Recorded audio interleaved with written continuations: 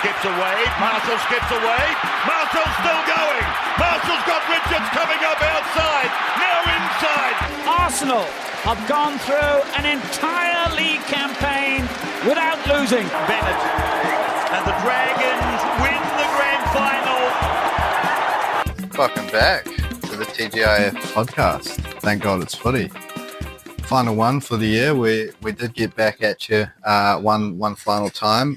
Maybe not as promised last time out, but we knew there'd be a bit of a hiatus. Sneaking in before the New Year's on the horizon. So yeah, but what are we? Change our schedule up a little bit. Sunday, aren't we? Sunday today. You're in that's that weird patch of Limbo. You don't really know what day it is. You kind of you're up to whatever hour in the morning, you haven't sleeping, you're doing whatever. For me, it's been staying up as long as I can, watching as much of that first session of darts, and then not really getting much sleep, and then getting up and watching the morning sessions. We had Littler there in the third round this morning. We're cracking into that. Probably you're nearing the halfway mark now into that fourth round. Plenty of seeds that are gone. It's getting into that good action. So that's been my sport of choice, and the cricket. Plenty of cricket to watch as well. You've obviously had the Aussie-India test and saw the first 2020 there last night for the Black Caps. Yeah, good little comeback win there. Shout out the bowlers for doing their thing. Shout out the second half of that innings there. It was was it? We were looking before the 13th over. I think it was 13th. 14th that was the over. turning point. Duffy getting those 3 wickets there, and it sort of swung the game back into our favour. That's been good. Same with the Aussie India test. That's been good to watch. Yeah, well. you think Aussie come out first couple of days there and sort of battered themselves into an unassailable lead. But what were they when we just particularly when down? Yeah, it was 6 down. 6 down. Just took over 200 the lead there, but could have been a lot worse for India. If we see a couple more quick wickets, I'm sure the likes of Kumar and Reddy there will want to go out there and try and take that win.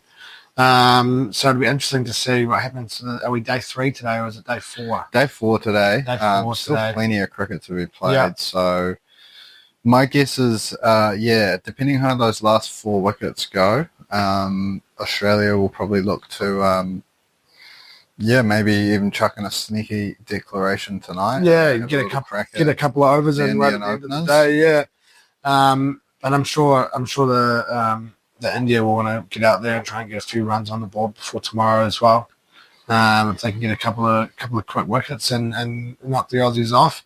So yeah, that's been my 2 sports of choice over the last week or so: darts and cricket. Took a couple of Arsenal games in the midst of it as well. So, and there's still been a little bit of league news popping up here and there. There's been some feelings going on at the Dragons. I see Flano's extended. Atkinson signed on as well. Yeah, good signing there, picking him up from the Sharkies. Obviously, they've got a lot invested in Nico Hines first and foremost, but also Braden Trindle as well. Was kind of tough to see Atkinson getting that crack at it, but comes along to the Dragons, and you'd think starting next year he'd probably get first crack at it, depending how this year goes for him and what else happens at the Dragons. But good signing, I reckon. Good young player as well, obviously coming through that Storm system. Yeah, it all depends on how this year goes, I think, for the Dragons with this sort of new look team. So I'm seeing lots of early prediction tables still touting the Dragons down there in that sort of 13th, 14th position. So similar to the Tigers, to be fair. So yeah, to be fair, unless our new signings really do click straight away, it is tough to really be putting us up. When we have lost said, if you have a good start Benny to the Hunt, season. But yeah, I think everyone was pretty much saying the exact same thing last year, and we were a bee's dick away from finals there. A couple of wins on the board early on, and you're away. So, and then I see here you've got down Nathan Lawson. I've never heard of the bloke. Sevens, never heard of him either, but judging by the write-up on him, he's a good... We've seen a couple of good little write-ups about player. Rugby players, though, coming across. We haven't really done too much. Yeah, I don't know if we'll be seeing him playing too much first grade there, especially this year. Next year.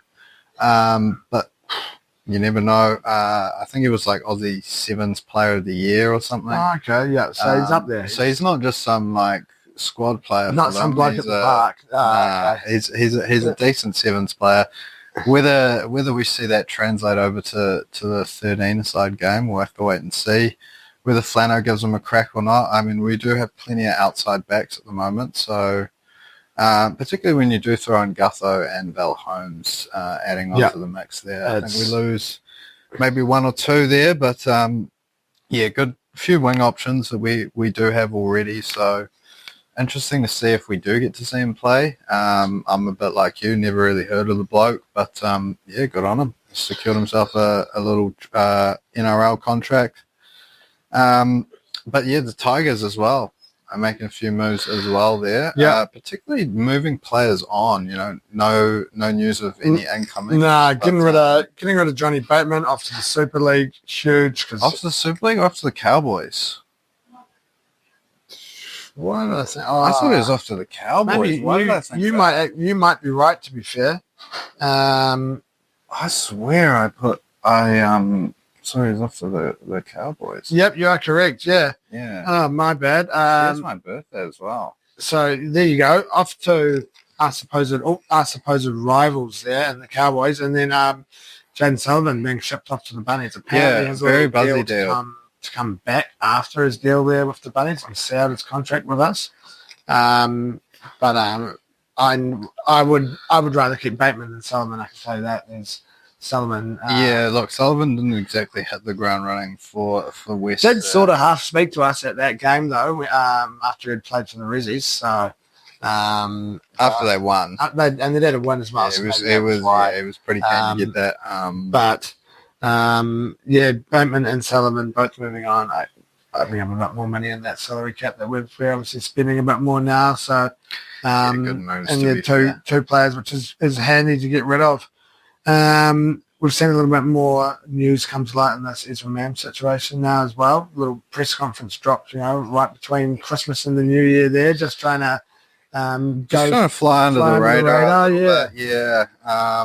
Everyone's half pissed, maybe ham-comed. Yep.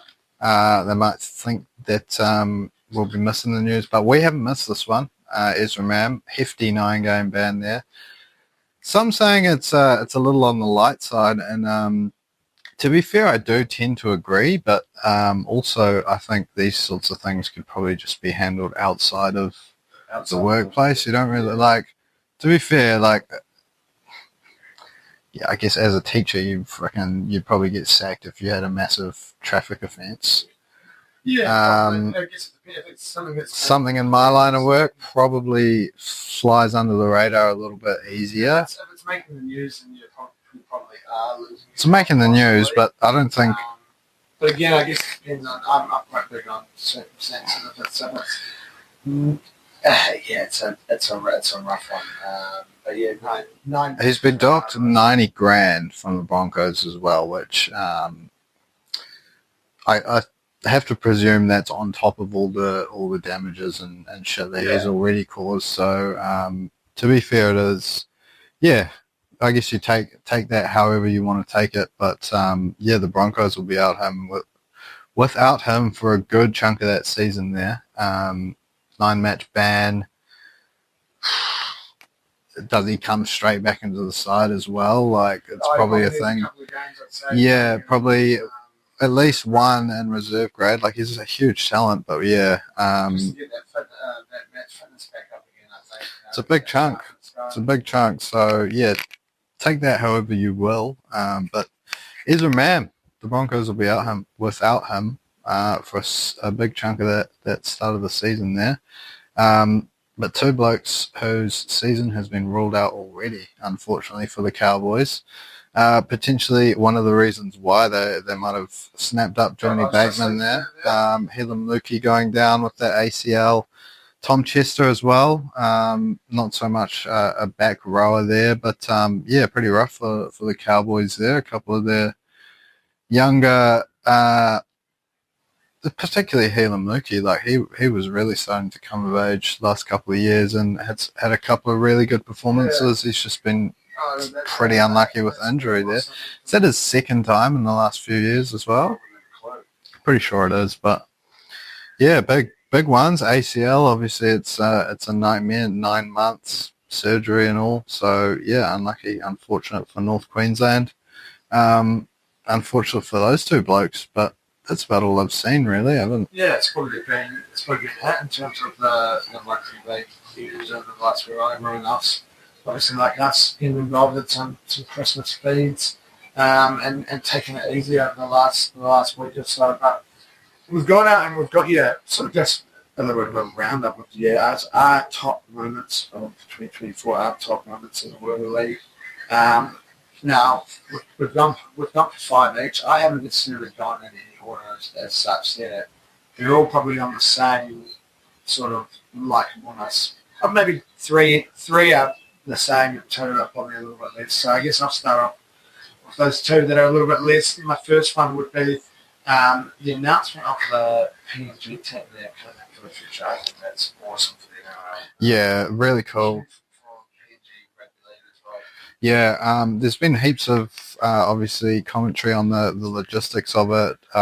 That's something that It's done properly, I think. Yeah, I think Done really well. exactly. I think the passion they show for the game, they definitely deserve a team. Like it's crazy to see. It's like cricket in India, you know, like players just get absolutely mobbed over there. They're freaking crazy for the game. So good on them. They've obviously got their Q Cup team, but ready to take that next step up. Obviously, more exposure for them, and hopefully see that then come through on the international stage as well. Yeah, and straight off the blocks, becoming the richest NRL team off the back of the government backing they're going to get. That's freaking insane, you know. Albanese and a few others are keen to pump a little bit of money into it, you know, get the control of PNG there. So, yeah, huge news. My fifth moment for the year, I guess, wasn't too huge for probably rugby league fans in general, but huge for Dragons fans, winning down in Melbourne. Yep. Yeah, big Always one there. go down there and take a win. It was that time of year. We won that game, and it pretty much looked not a certainty, but we looked a hot favourite to make the top 8 off the back of that, which was obviously not to be in the end. But yeah, it was a great time of the year for Dragons fans, that's for sure. Like I said, always tough to go down there and take a win. So that's a good little thing to celebrate. My next there that I'm going for is having a Kiwi taking that Delegan against being player of the year. Now, not too big on the international rugby league myself. I'm not really an international sports person. I mean, probably the cricket. I don't really have a provincial cricket following as such, but I like watching the Black Caps. Whereas I'd much rather watch the Tigers go out there than watch the Kiwis play. I enjoy watching the Kiwis play. There's no doubt about it. But for me, I think to see a Kiwi go out there and it's sport, obviously Kimberley dominate there by the Aussies go out there and take that top spot, and it's cool to see. 100%, yeah. What a season Hughesy did have, well deserved. Could have almost been 2 of the last 3 years there, really, with Sean Johnson absolutely lighting things up last year, but getting pipped to the post by Kalen Ponga, who came in with an even hotter streak of form. But yeah, really cool to see a Kiwi there. My fourth moment, the Doggies. Back into finals footy, a huge swing around after being obviously up there with the Tigers, the Dragons, maybe 1 or 2 other teams as probably the worst teams so far this decade. In those first 3 or 4 years there's definitely a spoon involved for the Doggies, that's for sure. Yep. A couple of 15th and 16th finishes in and around it, or maybe not 16th, 15th and 14th, but yeah, back into the finals footy, huge turnaround. We've finally seen it in the last couple of years. We've been fans were just absolutely coming out the woodworks over the year. Yeah. Huge crowd numbers. Great for the Doggies to be back involved in the finals footy. My next one it was for me, big one, the fall off of the Warriors. No doubt about it.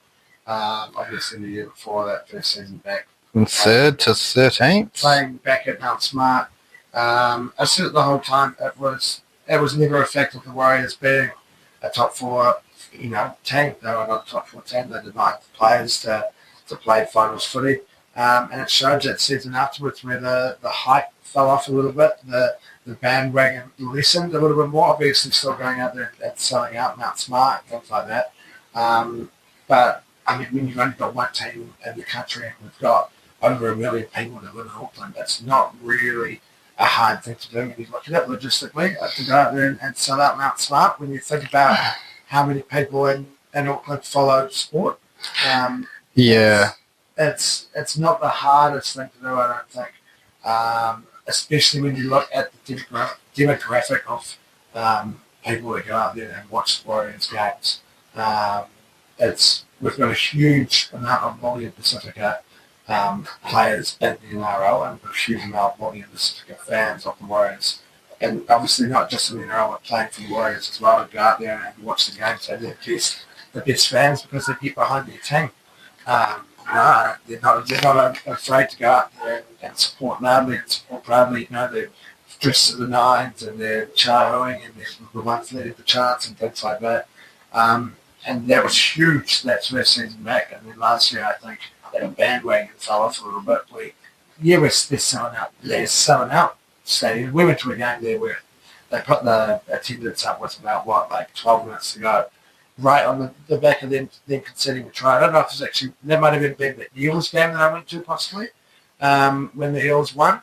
They put the thing up with about 12 minutes to go, and 5 minutes later there was probably only 15,000 in the stadium.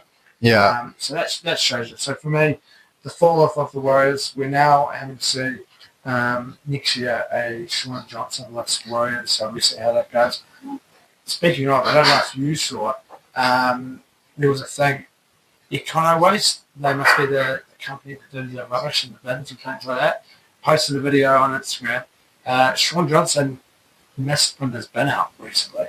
And there's this funny little video I'll have to show you afterwards of him running down the road, running down Ariwana with his bin, chasing down the rubbish truck. Loose. That's great. Great little thing. So it's, that's the fall off already, you know what I mean? That sums it up, really. You've gone from playing finals footy the year before to now you're at the stage of life where you can put your bin out and it's a rough one. You can post it all over social media doing that. So that is my third one there for me, the fall off of the Warriors, and may it continue. Yeah, mine's also a fall off. Number 3, Brisbane Broncos, another huge fall off. Going from the grand final, equal on points, maybe 2 points behind Penrith there in the minor premiership, out of the finals altogether. That's just pretty crazy. Second time it's happened in a row though. Parramatta Eels last year missing the finals off the back of a grand final performance. So yeah, huge drop off from the Broncos. They've big loss in the season. They losing Renault. Yeah, derailed their season massively. I think that they seemed to struggle once that happened, and they weren't able to sort of get a good run of wins along really.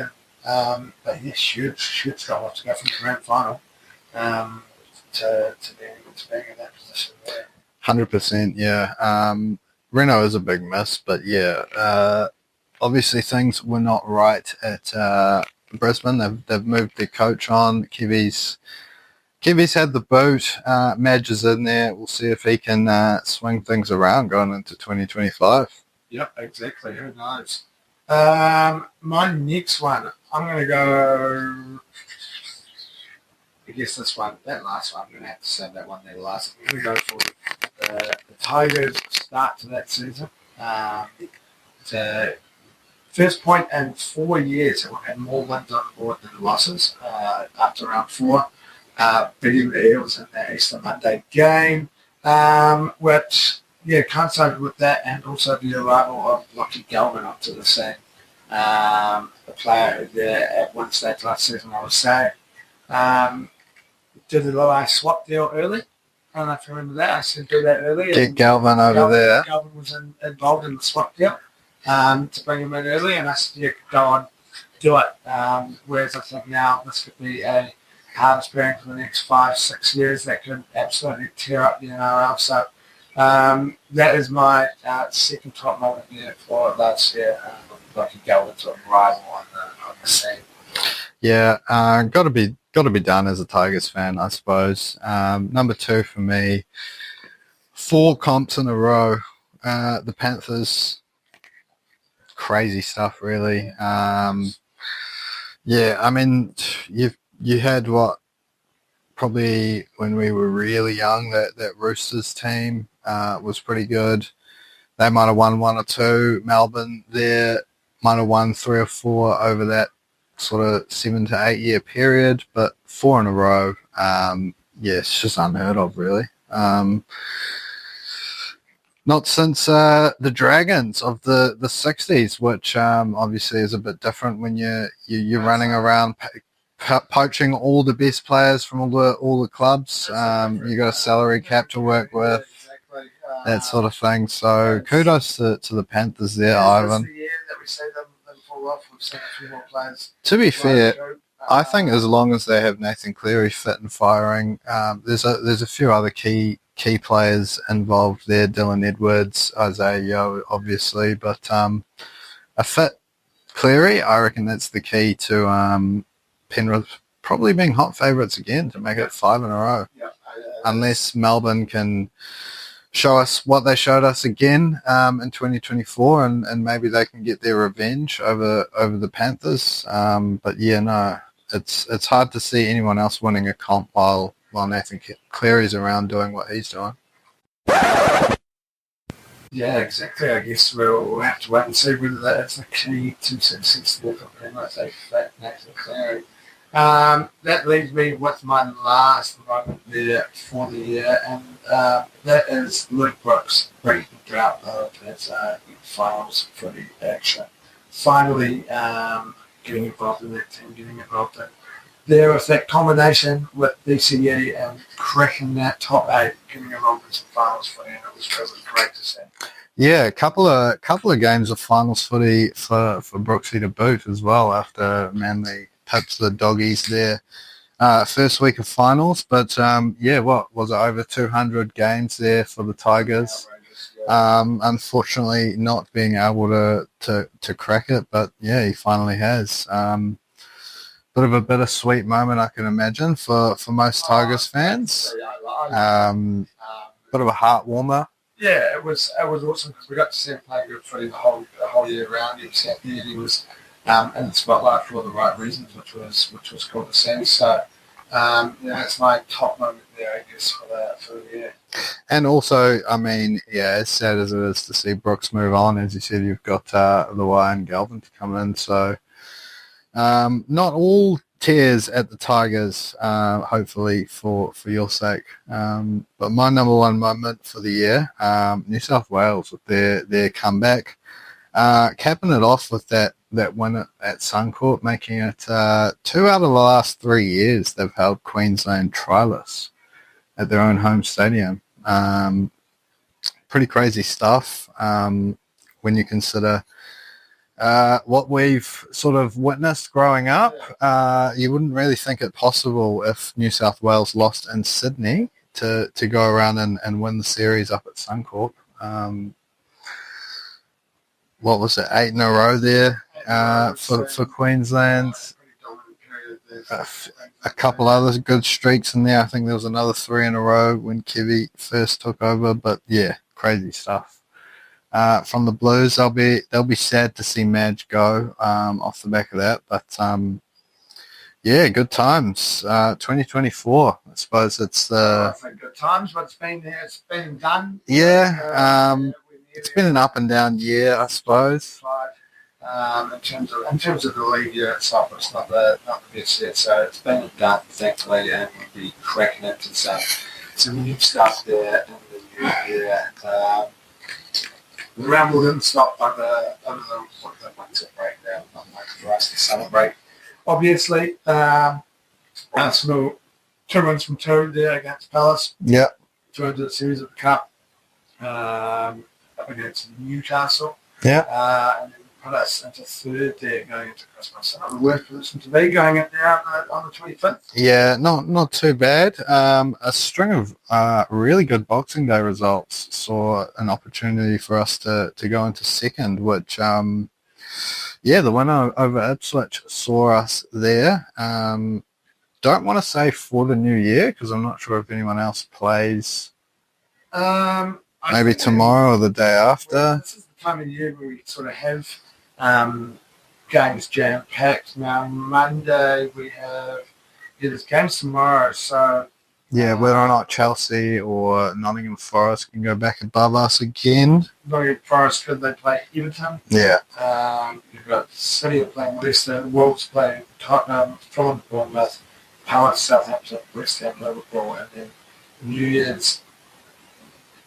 Ooh, we don't play Ipswich, Chelsea, Villa, Brighton, United, Newcastle. We don't play till the 4th of Jan, which is like... Interesting. Why do we not have a game? I don't know. 2nd of Jan. 2nd of Jan. 2nd of Jan, that night game up against Brentford, so that'll be Thursday morning at 6:30. Yeah. So, yeah, a bit of a break. So, no, not necessarily till the new year as such, but we'll be there up until... Tomorrow morning. Tomorrow morning. Hopefully a bit longer, maybe. But yeah, look, no, pretty successful week. Gabby Jesus aimed in amongst the goals after it was a very, very dry spell for him. So whether or not he can kick on into the new year and start scoring a bit more regularly, that's what all Arsenal fans will be hoping. We've got Brentford at the G-Tech, as you said, on the 2nd of Jan. Currently sitting in 12th, I believe. That might be old news. They might be sitting a spot or two above that. But drew yesterday, lost 3 before that. Currently sitting on 11th. The guy here Spurs, which is always good to see. Currently in 11th, so there you go. Not much of a change after a 0-0 draw. Losing 3 before that, but which I believe were pretty tough fixtures. I think they had Newcastle in there, Chelsea as well, who've been playing really well. What we really want to be seeing though, in the lead up to us, it's a West Ham win up against Liverpool. That's what we want. Yeah. Not those teams from behind. I don't think trying to get ahead of us. It's a West Ham win at Upton Park up against Liverpool, and then just leaving it obviously at 6 points a gap, but that gap in hand sort of thing falls out of the equation a little bit maybe and brings us a little bit closer. But regardless of that, it's a tough place to go Brentford where they are in that good patch of form. Yeah, it is a tough place to go. It took us right until the 89th minute to break the deadlock there last season for a 1-0 win. I think Havertz might have scraped it over the line with a pretty unconvincing effort. But, apart from when they beat us opening day 2021, we've won the last 5. We've won 5 of the last 6.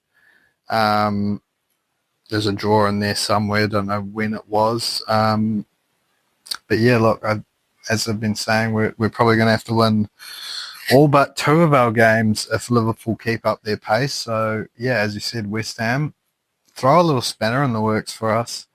Get that title race opened right up. Look, 6 points behind. Or is it 9? 6. 6 after Ipswich. 6 after Ipswich. They've got the game in hand, so effectively 9, but West Ham come away with a shock win. That might mean, all of a sudden things heat up a little bit. But, as things stand, we're waiting for Liverpool to slip up, and we're just going to have to keep trucking along, picking up 3 points wherever we can. Maybe looking at a little Champions League run as well on the side. Yep. that is the goal, obviously, there for all. Because I don't know when those semi-finals will be. Late December, maybe? Late January? Okay, Cup. Yeah. Late January, so a few more weeks until we might get to the Newcastle there. But that is obviously the end goal there for us and fans. A little bit of Champions League run and a couple of slips there for Liverpool in the closing year. 100%. Season. As I've said before, the darts World Champs well underway there at the moment. 3 games left in the third round there tomorrow. We've got Jeffrey de Graaf up against Helen Brennan. That's the 2 outsiders that are still left in the full outsiders at least. Playing for a spot to come up against the MPG there in that bottom half. It's probably looking like it's going to be one of the semi-finalists, and I've realised I've been saying this whole time that we're going to see a Humphreys Rattler. There may actually be a weird swapping point when it gets to the semi-finals, where you do see a mix-up of positions there. I'm not 100% sure, but I'm thinking you're going to see MVG up against somebody. In the semi-final and a Luke Humphrey semi-final if it does go the way I'm thinking. But it may turn out otherwise. We saw that Happin's third round game this morning. I think they got 4-1 win up against Ian White, who put up a really good fight in that one. Took it to 1-1 sets, I think, before that sort of ran away with it a little bit, but definitely made to work towards one. So he's still the favourite. We've got, 2 more weeks at least until we get to that final. So 4 more matches we had, get to this 4th round games over the next few days, and then we crack into that quarter-final action. So there'll be a lot of movement by the looks of things in the Order of Merit as well, the way that we've seen top seeds tumble. Michael Scott's really in red forward. I think it's out of play. Win some money, we're going to see a little bit more movement. So, interesting time in the world of darts. It's all on. It's great to see. Plenty of action on at the moment, which is cool. So, that'll be me there over the next couple of weeks. Some late nights and some early mornings. Getting involved in the World Champs. Yeah.